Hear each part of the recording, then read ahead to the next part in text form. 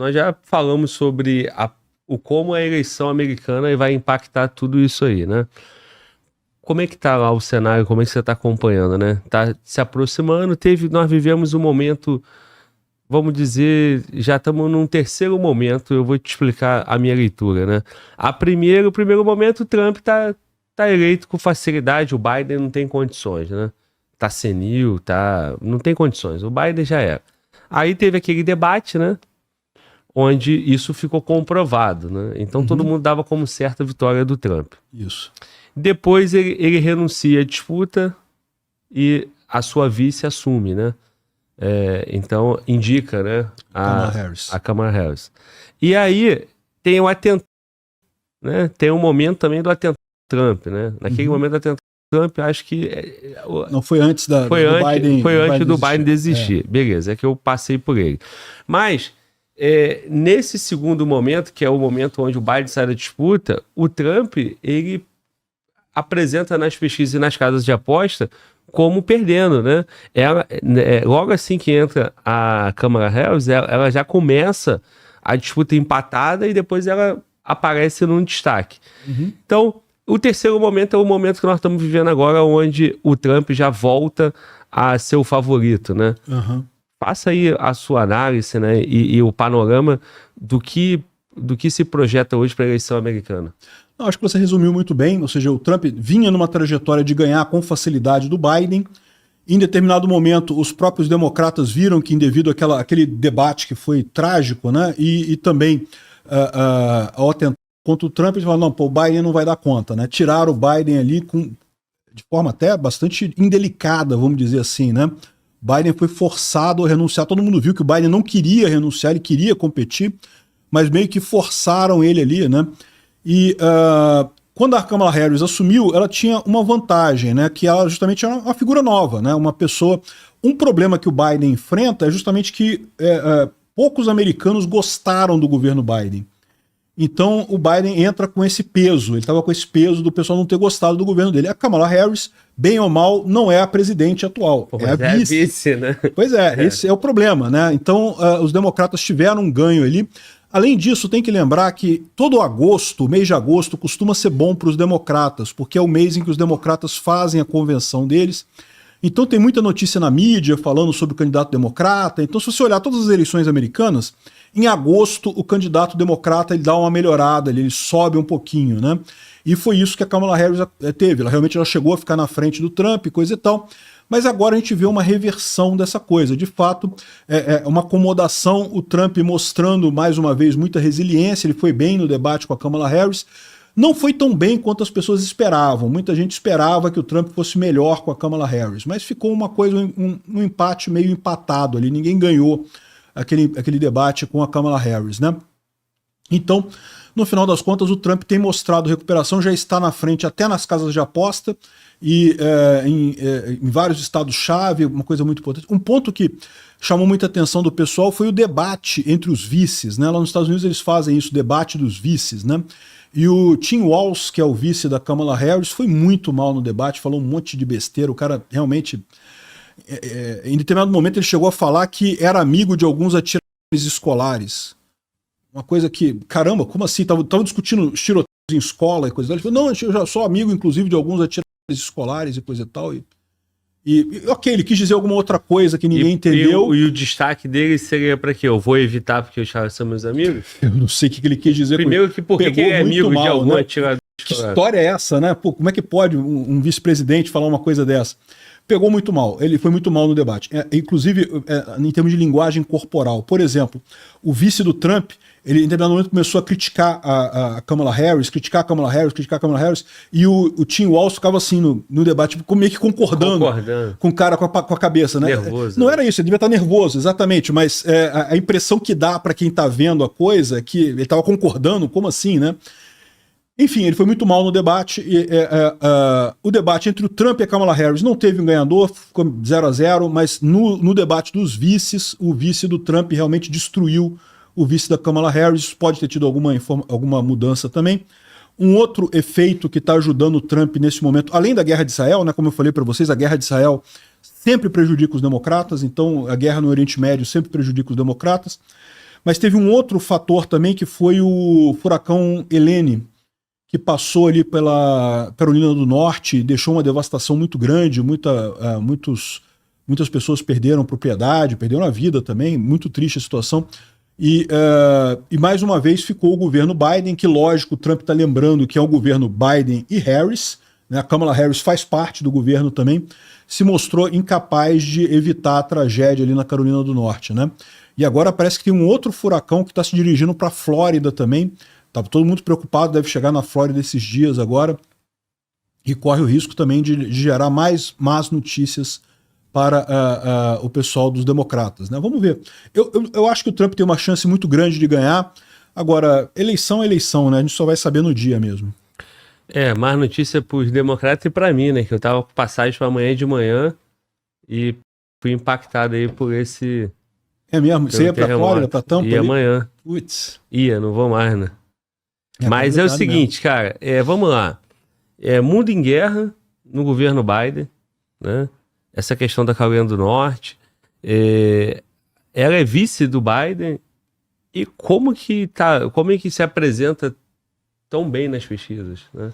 Como que tem chance de ganhar de um Trump que, inclusive, sofreu um atentado que todo mundo esqueceu, não teve nem muito impacto, né? No nome do Trump. O Trump é um ex-presidente, né? Pois é, chega a ser curioso isso, né? Porque tem um monte de gente lá na mídia americana falando, não, porque se Trump ganhar a eleição vai ser o fim da democracia nos Estados Unidos. Pô, peraí, o Trump já ganhou a eleição no passado, já foi presidente por 4 anos e não acabou a democracia americana. Que história é essa, né? Mas o que está acontecendo lá é um pouco do que aconteceu contra o Bolsonaro aqui no Brasil e aconteceu também no primeiro governo Trump, que é a mídia toda ficar a favor da Kamala Harris e ficar contra o Trump, né? É um fenômeno que a gente já viu acontecer aqui no Brasil várias vezes também. Então existe certamente uma campanha muito grande contra o Trump lá, uma crítica muito grande dos meios de comunicação e coisa e tal, que faz crer que o Trump ganhar seria uma tragédia para os Estados Unidos. Sei que não tenha sentido isso. O Trump já foi presidente. Você pode criticar, pode dizer que ele não foi o melhor presidente do mundo, que ele errou nisso, errou naquilo, mas sem dúvida alguma ele não acabou com os Estados Unidos, ele não acabou com a democracia. Não teve nada disso, né? Então eu acho que o que explica a Kamala Harris ter uma visão positiva lá no público americano é isso. É a propaganda da mídia tradicional socialista deles lá, do pessoal da grande mídia americana, que é amplamente favorável a ela, né? E funciona, não é só lá, né? Funciona bem. Mas eu digo assim, já funcionou melhor no passado, tá? A mídia recente, que hoje em dia ela não consegue mais manipular tanto quanto ela manipulava no passado. No passado, a mídia em peso contra o Trump nunca ganharia nada, nunca teria nem chance. Da mesma forma que em Bolsonaro aqui no Brasil, se fosse no passado, com a mídia toda contra Bolsonaro caía, meu amigo, não conseguia nem terminar o mandato dele. Hoje em dia a mídia não tem mais essa força toda. Ainda tem muita força. Sim. Ainda tem muita força. Mas não tem mais essa mídia toda. Nós vamos falar de eleição, prefeitura esse ano, né? E aí nós vamos voltar nesse tema, porque a mídia também, a máquina, né? Ela impacta demais no resultado. Um outro ponto lá na eleição americana, nos Estados Unidos, é que a questão da idade, né? Na disputa Trump e Biden, o Biden era o velhinho, né? Pois e agora o Trump é o velho do negócio, né? Acho que ele tem 78. Eu não sei qual é a idade, mas ele tá velhinho. E estão usando isso. E ela é jovem. Ela é jovem. Ela é jovem. Para ele, né? Então, assim, isso também é um ponto que pesa no eleitorado dela. Eu não sei se... Certamente a imprensa tem feito essa coisa toda, tem buscado colocar o Trump como velho. A imprensa trabalhando na narrativa aqui. Isso é normal, né? Para ter o resultado que quer. Né? Exatamente. Sim. Mas a verdade é que, assim, o problema do Biden não era tanto a idade, era realmente que você via que o Biden tinha uns episódios de confusão ali, particularmente no debate, ficou muito claro isso, né? Não é questão da idade, né? Ser humano é igual carro, né? O carro novo é todo mundo novinho. O carro, quando fica velho, depende de como é que foi tratado, né? Se foi bem tratado, de repente você tem um carro velho que funciona bem, mas se for maltratado, meu amigo, já começa a quebrar tudo, já não funciona mais as coisas. O problema do Biden era esse, né? Então, assim, eu não creio que isso faça muita diferença contra o Trump, mas certamente estão usando isso, estão falando direto isso, que o Trump... E eles pegam de vez em quando, porque embora o Trump não tenha o nível de confusão mental do Biden, todos nós, de vez em quando, a gente fala uma coisa errada, se engana, gagueja em alguma coisa, isso é normal, né? Aí eles pegam esses episódios do Trump e colocam isso como, ai, tá vendo? O cara tá gago, tá lelé igual o Biden. Não tá, né? Tá muito melhor do que o Biden, mas sem dúvida alguma é uma coisa que não tem como escapar. O Trump realmente é mais velho que a Kamala Harris, bem mais velho. Sim. E esse debate dos vice, né, cara? Aqui no Brasil tinha que ter uma coisa nesse sentido, né? Os debates estão cada dia tomando mais destaque, né? Pois é. Do público, né? Ou o interesse do público, né? E um debate de vice, como é que seria, hein? Seria bacana, né? Pois é, mesmo lá nos Estados Unidos, o pessoal não dá tanta bola, porque vice, no final das contas, não tem esse poder todo, né? Mas é uma maneira de você justamente ter mais treta, né? E vamos combinar, né? O pessoal gosta de treta mesmo, né? Tem mais notícia, né? Tem mais notícia, tem mais treta e coisa e tal. E como eu falei, nesse debate dos vices lá, sem dúvida alguma, o J.D. Vance, né, que é o vice do Trump, acabou indo muito melhor do que o Walz lá da Kamala Harris. Encurralou o cara em várias perguntas ali, deixou ele sem resposta lá e falando umas besteiras desse tipo, de ser amigo de atirador em escola, que não faz sentido nenhum. Cara, o episódio foi tão crítico que até no Saturday Night Live, que é um programa que tem lá na TV americana, e que é fortemente esquerdista, tá? Fortemente favorável a Kamala Harris, eles fizeram um quadro lá, né, de humor, né? Com o pessoal falando, a Kamala Harris supostamente discutindo com os assessores dela, né? Não, mas você tem certeza que o Tim Walz está preparado para um debate, coisa e tal? Não, mas qual que é o pior que ele pode fazer? Daí ele não vai. O que é o pior que ele pode dizer ali, né? Aí corta para ele dizendo que era amigo dos atiradores, não sei. Aí eu penso, caramba, foi engraçado isso. Até a própria esquerda está admitindo que o Tim Walz foi muito mal nesse debate, né? Sim. E o vice do Trump, ele é pouco experiente, né? Ele é jovem, mas ele é pouco experiente na política. E o pessoal os democratas tem feito muita crítica a ele, né? Porque ele tem uma série lá nos Estados Unidos que foi baseada na história da vida dele, né? Em que ele é meio que Hillbilly... Esqueci o nome da série agora, é Hillbilly alguma coisa. Mas o fato é que ele justamente conta a história de um cara do interior, um caipira lá nos Estados Unidos, né, um redneck que eles chamam lá, e coisa e tal, que foi crescendo, foi correndo atrás das coisas, e acabou se tornando senador por Ohio e coisa e tal, e agora vice-presidente, né? Então, assim, é uma história de superação, mas o pessoal usou isso para pintar ele como um caipira, um cara tosco e coisa e tal. Chegaram a inventar uma história que era totalmente fake news, que ele teria dito no livro, que fez sexo com um sofá e coisa e tal. Né? Não tinha nada disso no livro, né? Mas enfim, a fake news colou lá justamente porque o pessoal via ele como um caipirão e coisa e tal. Então tentaram atacar ele, mas o cara na verdade está saindo muito bem no final das contas.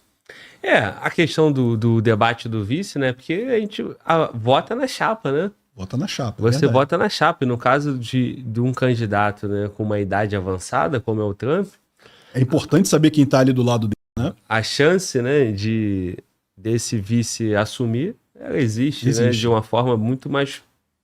com uma probabilidade maior, né?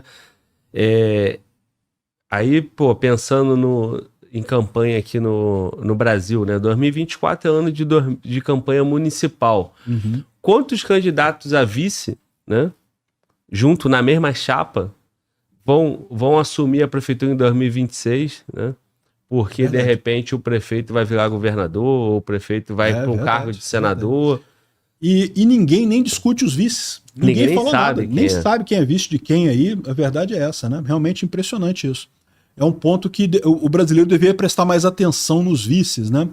O caso que a gente sabe é aqui no Rio de Janeiro, né? O Eduardo Paes já está falando que abertamente que vai concorrer a alguma coisa em 2026, provavelmente ao governo do estado.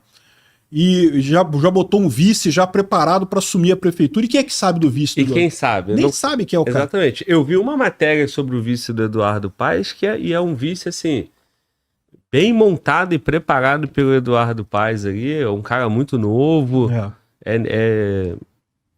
E ninguém toma notícia disso. E na democracia brasileira, na história aqui de 89 para cá, né? Tem um monte de vice assumindo. E isso que eu ia te falar, né, cara? Assim, pós-Constituição de 88, nós temos 2 vice, né? Porque são 2 impeachment, Collor e Dilma, né? Pois é. Então, não é tanto. Em pouco tempo, 2 vice. Municípios por aí, municípios e governadores, também teve um monte de vice que acabou assumindo aí na história. Exatamente. É uma coisa que o brasileiro deveria prestar mais atenção. Talvez realmente ter um debate de vice seria uma coisa importante realmente, né? Pois é. Vice passado era Mourão na campanha, né? Não, na campanha. Quem que era o vice do Haddad? Era a Manuela Dávila. Manuela Dávila. Mas aí você fala... 2018. 2018, né? 2022 e o Bolsonaro Mourão. Era o Braga, né? Braga Neto. Braga Neto com Alckmin. Né? Pois é. Seria interessante ver um debate desse pessoal, né? Mas aqui no Brasil o pessoal não tem costume. Fica a dica aí pro pessoal aqui no Brasil, pô. Mais um programa aí. Quem sabe o pessoal da internet não faz se a televisão não estiver disposta, né? Pois é. O pessoal da internet, o primeiro debate vindo originalmente da internet é o debate do Flow Podcast, né? Lá em São Paulo. Que deu muito o que falar. Que deu o que falar, pois é. Agora, essa evolução com esse envolvimento pós-eleição americana, né? Esse envolvimento, como é que fica a gente tendo os Estados Unidos nessas duas frentes, né?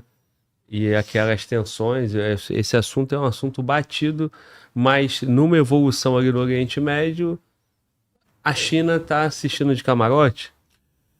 Pois é.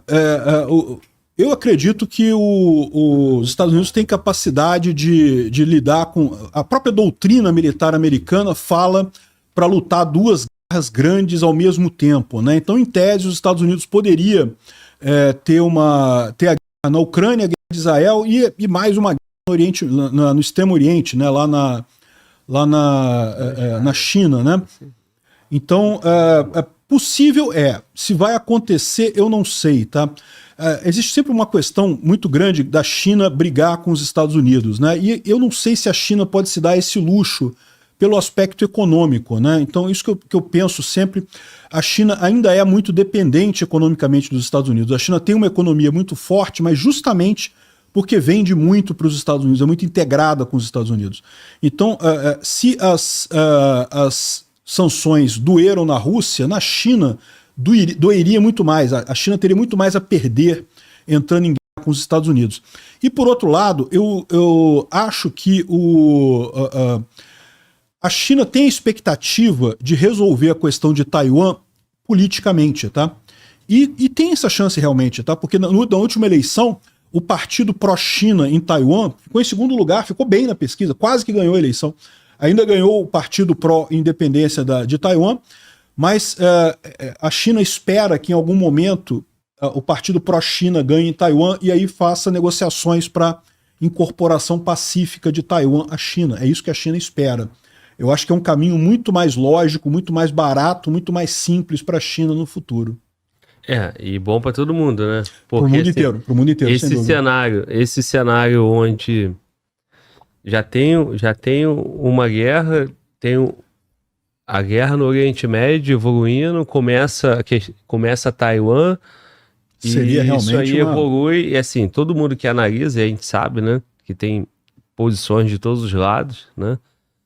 Eu gostei do teu cenário, porque o teu cenário é um cenário onde o mundo não sofre tanto. Respira em paz, né? Mas aquele cenário de uma terceira guerra mundial, envolvendo ali, passando pela guerra no Oriente Médio e a invasão da China a Taiwan, como é que é isso, né? Seria realmente, sem dúvida alguma, uma coisa muito ruim, né? De novo, os Estados Unidos, em tese, ele está preparado para lutar duas grandes guerras no mundo ao mesmo tempo, né? A doutrina militar dele faz isso. Mas é aquele negócio da prática, será que vai funcionar esse tipo de coisa? Será que esse planejamento deles funciona, né? Então, é aquele negócio. Eu espero que não, torço para que não descambe para isso, mas vamos ver o que vai acontecer, né? Realmente, essa perda de controle ali no Irã é muito sério, na Rússia também. Há um interesse muito grande ali do pessoal da coisa ir pro lado errado, né? E desses três cenários, ou melhor, desses três conflitos aí, qual seria o pior de todos, né? Nós estamos falando de Ucrânia, Oriente Médio e Taiwan, né? E Taiwan. Bom, o pior em que sentido, né? No que está agora, eu diria que a Ucrânia e a Rússia é o pior em termos de morte, de tragédia humana e coisa e tal. É certamente um conflito muito sério e é o pior deles nesse sentido. Agora, no sentido de poder dar problemas maiores ainda, certamente seria Taiwan. Seria realmente uma situação que eu tenho... não apenas porque isso forçaria uma guerra entre os Estados Unidos e China, como também porque isso afetaria o mundo inteiro, né? Embora Taiwan já não tenha mais o escudo de silício que uma vez teve, os chips mais avançados, mais bem feitos, a grande quantidade dos chips ainda é feita em Taiwan. Então você pode ter certeza que no caso de um conflito ali, o preço de eletrônicos ia disparar no mundo todo, ia ser, não apenas economicamente, mas também em termos de tragédia, de vidas humanas e coisa e tal, seria alguma coisa muito séria. E a produção de chip nos Estados Unidos já é prevendo essa situação ou não vai chegar nem perto para não ter essa dependência? Eu acho que, por enquanto, é mais uma garantia, né? A TSMC, que é a grande fábrica de chips de Taiwan, abriu unidades em Phoenix, no Arizona, e também na Alemanha. Então, mas por enquanto são unidades pequenas, já estão produzindo alguma coisa e tal, mas assim, ainda não chega perto. Nesse momento, Taiwan ainda é fundamental para o mundo, né? Tem também no Japão. O Japão também, eles estão avançando mais ainda no Japão. O Japão já está produzindo chips com mais qualidade lá, né? Enfim, Taiwan tem uma importância muito grande no mundo, mas eu não creio que vá sair a guerra, que eu falo para vocês. Eu acho que a China vai pelo lado diplomático, porque ela sabe que tem chance no lado diplomático.